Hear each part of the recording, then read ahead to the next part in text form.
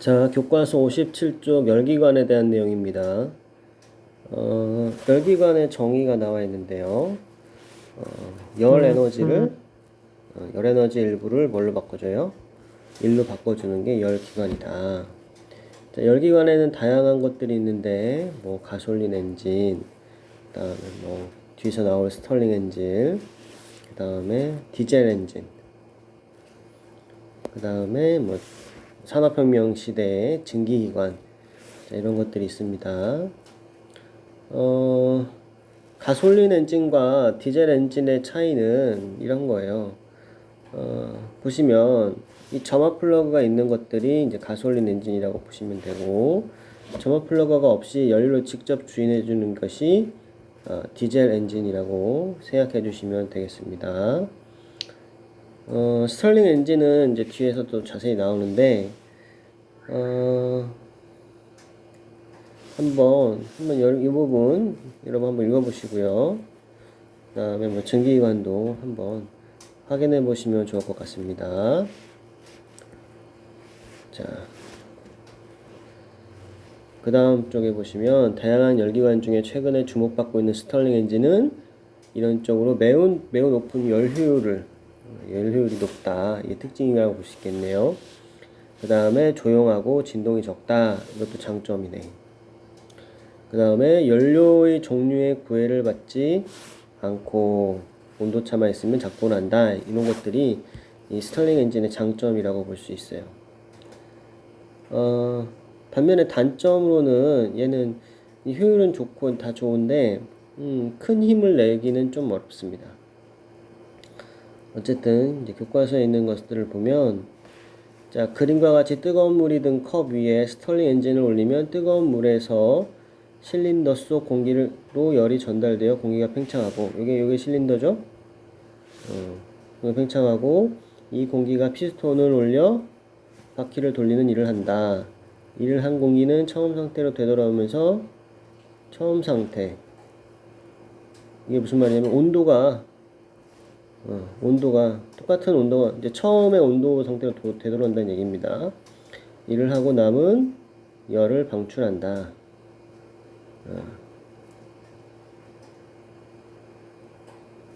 자, 이제 이 순환 과정에서 스털링 엔진이 공급받은 열로 일을 하고 남은 열을 방출하기 때문에 스털링 엔진의 내부 에너지는 변화가 없다. 자, 우리 내부 에너지 식이 어떻게 됐죠? 네, 2분의 3 몰수 N, 기체상수 R, 그 다음에 절대온도 T. 자, 여기서 델타 값 취하면 어떻게 됩니까? 2분의 3 N, R은 변화가 없죠? 그러니까 밖으로 나오고 2분의 3 N, R, 델타 T가 된다. 그러면 내부 에너지 변화가 없다는 얘기는 뭘 알 수 있느냐? 온도 변화가 없다는 얘기입니다. 처음 온도로 되돌아왔다는 얘기예요. 자, 나머지도 봅시다. 이렇게 내부 에너지 변화 없이 기체가 순환 과정을 통해 작동하는 열기관의 원리를 그림과 같이 열기관 내의 기체, 액체가 아닙니다. 기체입니다. 온도 및 압력, 부피의 변화를 나타낼 수 있다. 그래프의 색칠한 부분의 면적은 열기관이 한 일이다. 요게 포인트입니다. 이것도 하나 이제 시험에서 물어볼 수 있는 중요한 내용입니다. 이렇게 한번 살펴보도록 하겠습니다. 자, 우리가 이제 P 압력과 V 부피의 곱은 몰수 N, 기체상수 R, 그 다음에 T. 이게 뭐예요?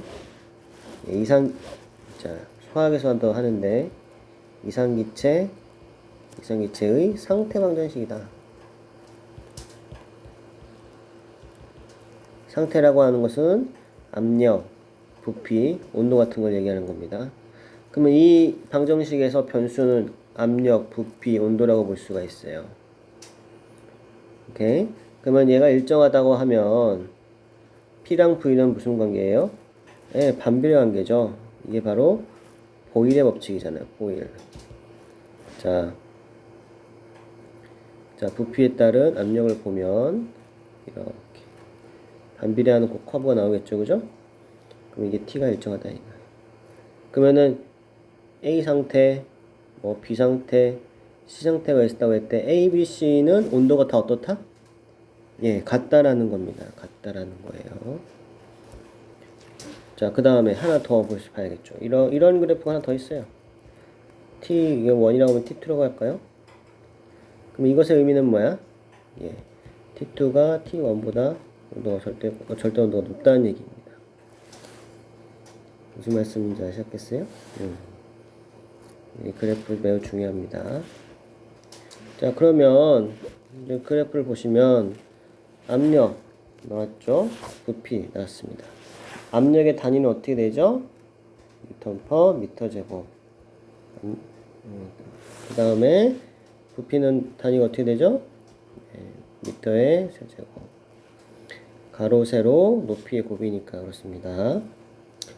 자, 여기에서 가에서 출발해서 나를 갖다가 다를 갖다가 라에서 끝나는 게 아니라 다시 가로 돌아오는 한 사이클을 보게 되겠습니다. 자, 가에서 나로 가는 경우 가에서 이렇게 나로 갑니다. 자, 근데 부피의 변화가 있다 없다? 없습니다. 그러면 가에서 나로 가는 과정은 무슨 과정이다? 부피가 일정한 뭐죠? 등적 과정이죠. 그죠? 그러면은 우리가 연력학 제일 법칙을 적용시켜 보면 공급한 열량은 내부 에너지를 변화시키고 바깥에 일을 하는데 다 했으면 주체졌으면 어떻게 돼요? 2분의 3 nr 델타 t고 플러스 p 델타 v라고 했죠, 그죠? 근데 이제 부피 등적 과정은 부피가 일정하니까 요 부피의 변화량이 0이잖아요, 그죠? 맞죠? 그러면 q는 뭐랑 같아요? 네, 내부 에너지 변화에 다 쓰이는 겁니다. 그죠? 근데 지금 뭐예요? TH가 TL보다 크잖아. 맞죠? 그러니까 내부 에너지가 뭐 했어요? 증가했겠죠, 그죠? 플러스 값을 가져요. 그러면은 Q도 뭐야? 플러스. 그러면은 이 Q가 열량이 플러스란 얘기는 우리의 주인공, 그죠? 실린더 안에 이상기체, 그죠? 이상기체에 열이 공급됐다는 얘기입니다. 공급됐어요, 공급. 반대로 다에서 라에서 가는 과정도 뭐예요? 뭡니까? 다에서 라로 가는 거. 다에서 라로 가는 것도 뭐야? 등적이잖아, 등적. 근데 온도가 낮아졌지? 그럼 어떻게 됩니까? 마이너스가. 열을 어떻게 돼? 방출하게 되는 거죠, Q. 여기까지 문제가 없죠? 네. 자, 그 다음에 나에서 다뤄 가는 과정을 보겠습니다. 나에서 다뤄 가는 과정은 이 커브 안에서 움직이는 거잖아요. 이 커브. 그러면은 온도가 어떻다는 거야? 일정하다는 얘기야. 그죠? 그럼 똑같은 식 요거를 쓰면 Q는 델타 U 플러스 W고 Q는 2분의 3 NR 델타 T 플러스 P 델타 V인데 요게 0이 되는 거죠? 그럼 Q는 뭐가 되는 거야? 네, W가 되는 거야. 맞죠? 다시 또 자세히 쓰면 뭐야? P 델타 V가 같잖아. 그지? 자, 근데 V1에서 V2로 어떻게 됩니까? 네, 증가됐어요. 그럼 얘도 증가야. 맞어요? 네? 그러면은 나에서 다뤄가는 과정에서 외부에 일을 했어요. 그 외부에 해준 일은 결국 뭐야? 얘가 열 에너지를 공급받았다는 얘기입니다. 그러니까 여기도 뭐야? 사실은 열 공급이라고 써야 돼요. 자, 이렇게 선생님이 그려보면은 이런 P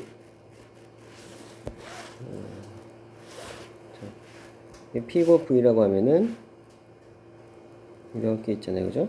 그러면 지금 여기가 나고 얘가 다잖아, 그죠?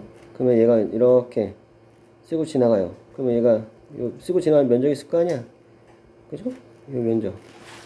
그러니까 여기서 보면은 요 면적만큼 외부에 일을 했고, 외부에 일을 했다는 얘기는 열 에너지를 공급받았고, 거꾸로 얘기해도 공급받은 열 에너지만큼 일을 했다는 얘기입니다. 무슨 말씀입니까? 그죠? 자, 생각해 보세요. 자, 이번에는 라에서 가로 가는 경우는 어떻게 돼요? 라에서 가로 가는 경우. 똑같지? 온도가 일정한 뭐야? 등원 과정이야. 근데 어떻게 됩니까?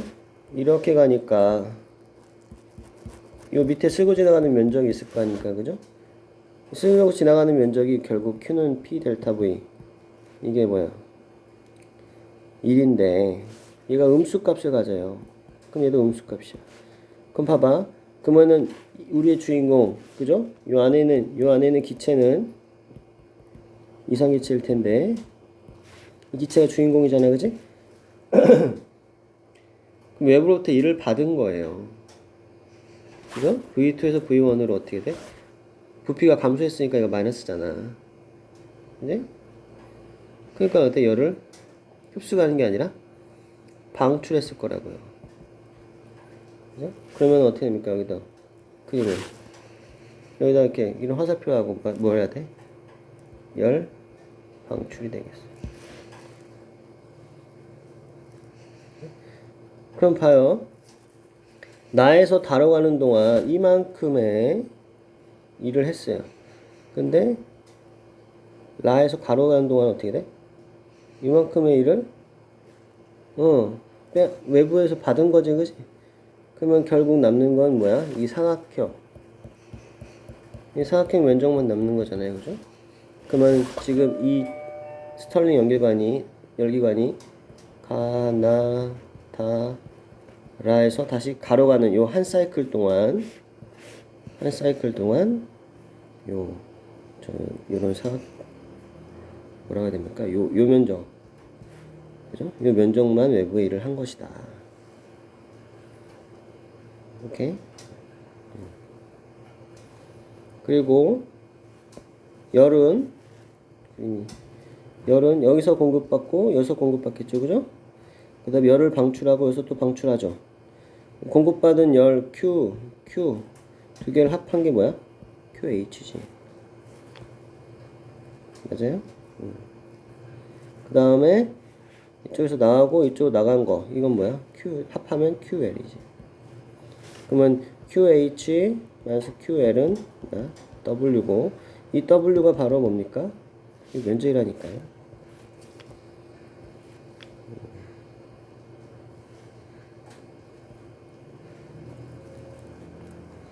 맞습니까? 그러니까 이제 그 스털링 엔진은 등적 과정 2번 있고 등원 과정 2번이 있는 겁니다. 그렇죠? 이거 이 정도만 해도 여러분도 굉장히 많이 알게 된 내용이고요. 여러분 생각해 보시면 이 폐곡선이 여기 한 일의 양 뭐 숫자로 구할 수 있겠습니까? 예, 숫자로 구하기가 어렵습니다. 왜냐면 이건 적분을 해야 되거든요. 예, 그걸 안 내고 사각형이면 모를까 이렇게 곡선으로 둘러싸인 이 면적은 구하라는 직접 정량적인 해석은 불가능하지만 이렇게 정성적인 해석은 하실 줄 아셔야 됩니다. 유튜브 같은 데서 스털링 엔진 검색하면 많이 나오거든요. 한번 어떻게 작동하는지 여러분들이 한번 찾아보시는 것도 좋을 것 같습니다. 자, 열 펌프에 대한 내용은 그냥 한번 여러분들 에어컨에 대한 내용이거든요.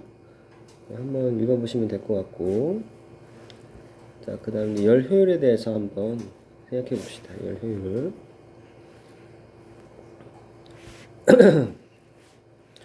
자, 일단 본론부터 하겠습니다. 우리가 봐요. 효율. 우리가 효율은 efficiency 해가지고 일을 쓰는데, 자, 봐요. 우리 집에 LED 등이 있어요.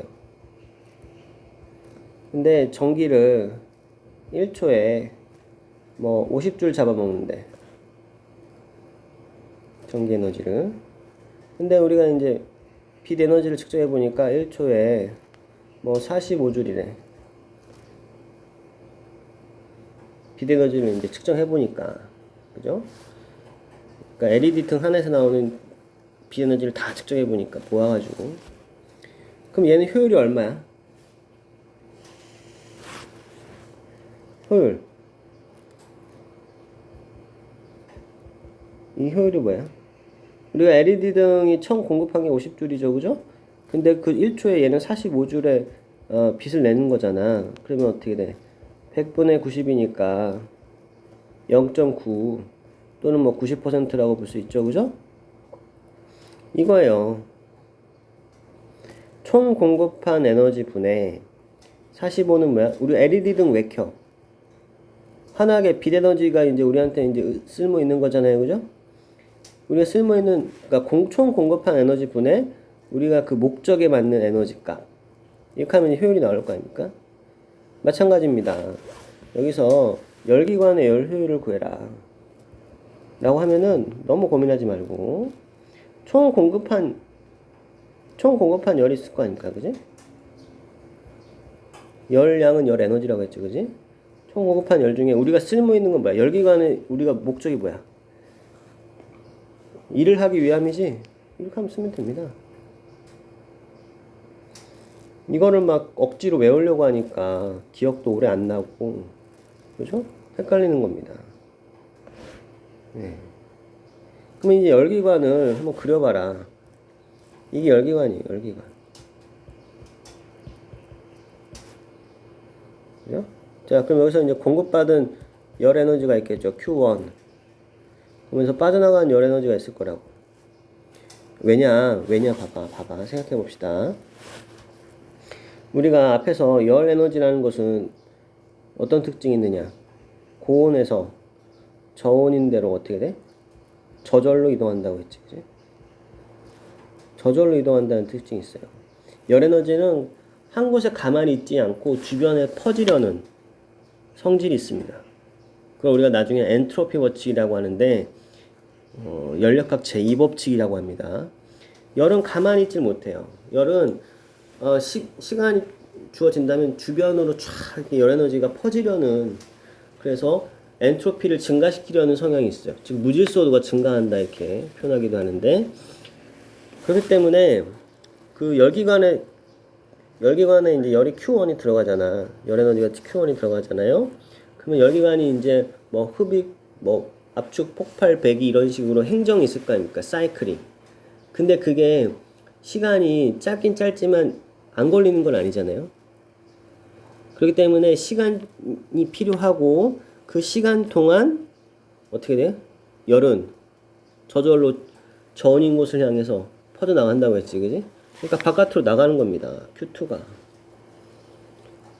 그래서 Q2가 0이 될 수가 없습니다. 왜? 엔트로피 법칙 때문에.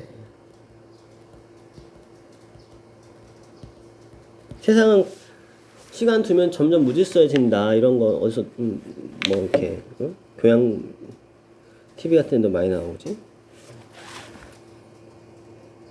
자, 그럼 봐요. 여기서 이제 요 물체는 이제 고온이었겠지, 고온. 여기는 뭐야? 저온이겠지. 고온인데서 열 에너지가 쭉, 원래는 열기관이 없었다면 어떻게 돼? 고온에 있던 열이 쭉 저온으로 그냥 Q 나가고 말았을 텐데, 주변에 이제 그 중간에 열기관이 있는 겁니다. 그럼 Q1이 열기관에 들어가서 Q2가 나와요. 그러면 Q1이 당연히 Q2보다 크겠지, 그지?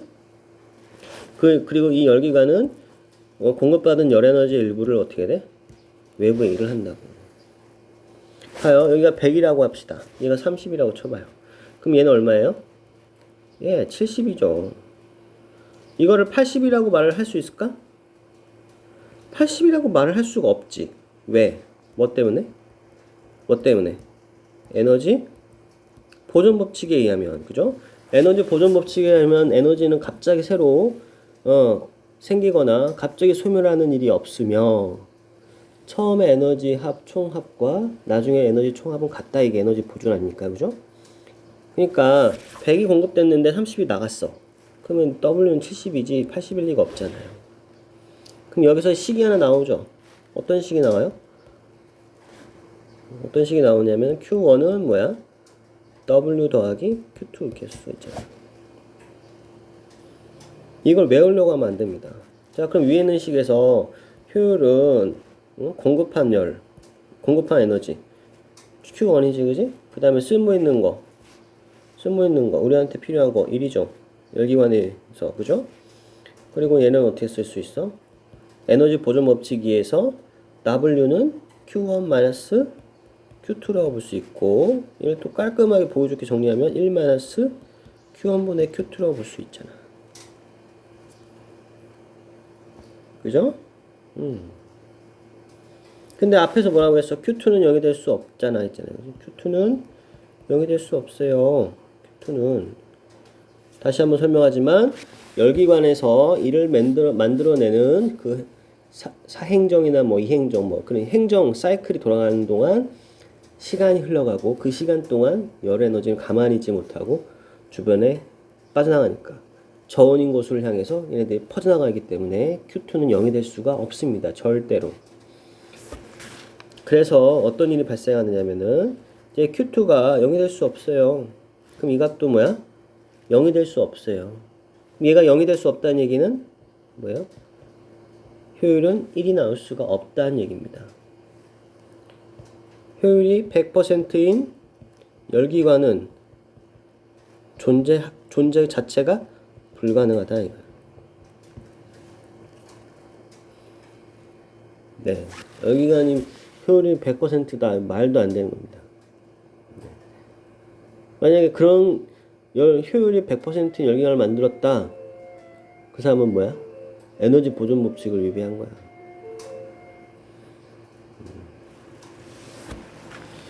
여러분 요 그림 굉장히 단순합니다. 그죠? 단순하지만 이번 시험에 나옵니다. 네, 이번 시험? 네, 시험 범위에 따라 다르겠지만 선생님이 이 범위에서 시험 문제 내라 그러면 고민 안 하고 이거 냅니다. 수능 출제위원도 마찬가지. 여기서 꼭 한 문제 내세요. 그럼 이거 냅니다. 이 그림 굉장히 중요하고요. 그냥 외우는 게 낫습니다. 그 다음에 요것도 진짜 자주. 그러니까 너무 쉬우니까 뭐 다른 거 어려운 거 공부하다 이거 쉬우니까 뭐 그럴 게 아닙니다.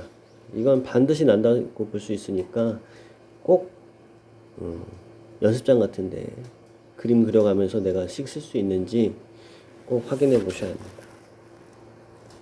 오케이, 됐습니까? 자, 그래서 이제 뭐 선생님이 하나 빼먹었군요. 온도는 뭐야? 템퍼레이처죠, 그죠? T 여기 T인데 얘는 작지, 그지? 하이니까 H 쓸 거야. 뭐야? 로우 S입니다. 자, 이게 바로 열기관의 열 효율에 대한 내용입니다. 자, 여기 써있네요, 그죠? Q2가 0이면 열 효율이 1이다. 근데 항상 저런으로 빠져나가는 로, 그죠? Q2가 0이 되는 경우는 결코 일어나지 않습니다. 절대. 그래서 혈효율은 항상 1보다 작다.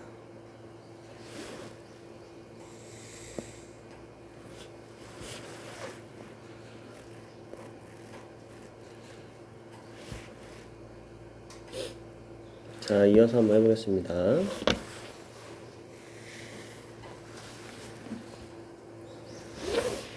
자, 앞에서 요 그림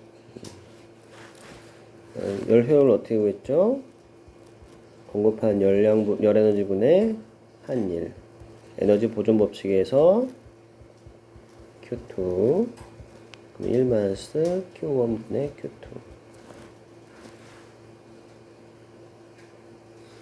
자, 이거를 헷갈려하는 친구들이 있는데 생각해 보세요. Q1이 큰 값이고 Q2가 작은 값이겠죠, 그죠? 그래야 얘가 1보다 작은 수가 나오잖아. 만약에 1 Q2분의 Q1 이렇게 잘못 외워서 이렇게 쓰는 사람 생각해 보세요. 얘가 작고 얘가 큰 값이니까 얘는 1보다 큰 값이지. 그러면 1에서 1보다 큰 값을 빼면 얘가 음수라는 얘기인데 효율이 음수가 나올 수가 있나? 네. 음수가 나올 수는 없죠. 그죠?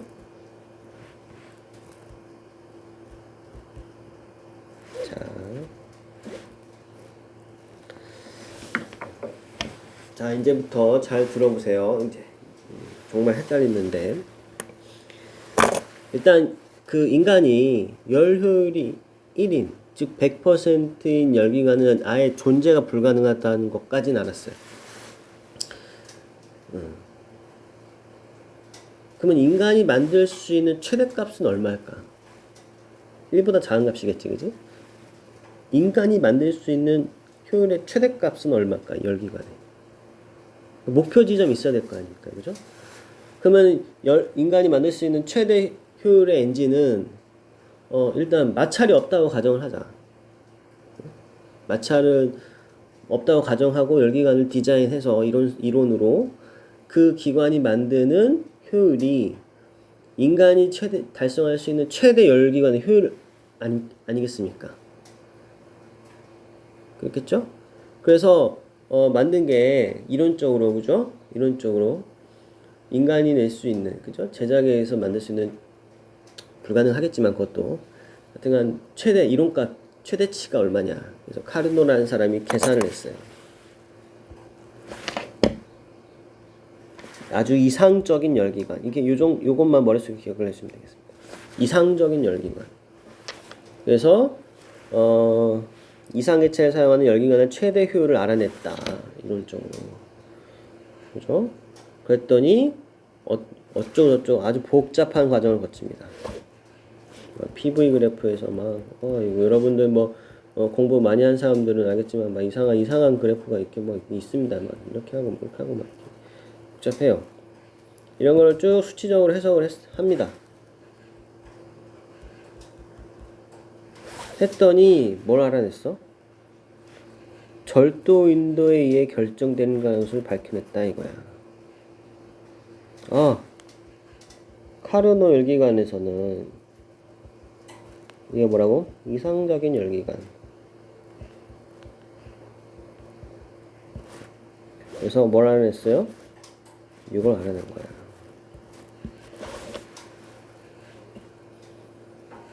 과정이 어떻다고요? 복잡합니다. 그리고 할 필요 없고 이 카르노 열기관의 열효율은 온도 T1분의 T2다. T1은 뭐냐? 고열원의 온도고 T2 아까 내가 TH라고 했었죠, 그죠? 저열원의 온도를 T2라고 합니다. 이것도 여러분들 보세요. 1 T1분의 T2입니다. 그죠? 내가 시험 볼 때 이거를 이상하게 쓰지 않을까? 이렇게 쓰면 어떻게 되나? 이거는 말이 안 된다고 했죠, 그죠? 큰 값이건 작은 값인데 그러면은 효율이 음수가 나와버려요. 그건 불가능하니까 내가 잠깐 착각했구나 하고 빨리 T1분의 T2 이렇게 쓰셔야 돼요.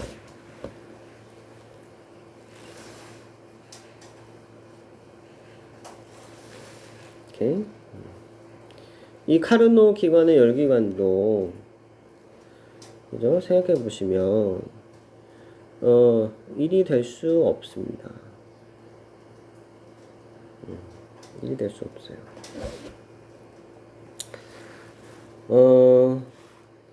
카르노 열기관의 열이 1이 되기 위해서는 고온부의 절대 온도인 T1의 온도가 무한대. 그렇죠? 얘가 무한대가 되면은 1이 두 번째 항이 0이 돼 버리니까 1이 되겠죠. 그죠? 또는 저온부의 절도인 T2가 0켈빈에 가까워야 된다. 그렇죠? 얘가 0켈빈이면 안 되지, 그지?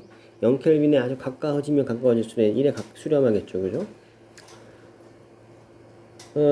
근데 고온부와 저온부의 온도가 그렇게 될 수 있나? 그건 될 수 없으므로 1보다 작다. 얘는 1보다 작아요.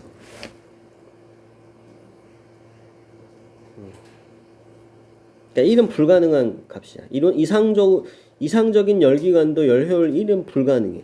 이건 아예 못해. 그죠? 그 다음에 카르노 열기관, 예를 들어 50이다. 50%다. 그러면 이제 이게, 조건에서 만들 수 있는, 인간이 만들 수 있는 최대값이라는 얘기야. 그러니까 50에 가까이 만들 수 있을 수는 있지만 50 이상의 열기관은 불가능하다 이거죠. 그렇죠? 좀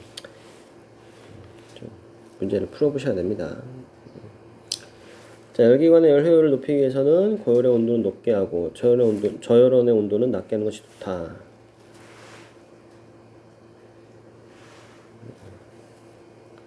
근데 불가능하죠. 왜냐면 열기관이 버틸 수 있는 온도도 정해져 있고, 그죠? 그 온도 이상이 되면 어떻게 됩니까? 엔진이 망가져 버리겠죠, 그죠? 그 다음에 저열원의 온도를 낮추기 위해서 냉각을 한다? 이거는 뭐 배보다 배꼽이 더 큰 경우지, 그지? 자, 그렇습니다. 이렇게 해서 이제 어렵지 않은 내용이었고요. 어렵지 않은 내용이지만 시험에 꼭 나오는 파트니까 여러분들이 꼭 공부해 주시기 바라고요. 그 다음에 이 물 먹는 새는 선생님이 한번 구해서 등교 계약하면 한번 직접 보여드리도록 하겠습니다. 그러면서 이제 약간의 설명을 곁들이겠죠. 네.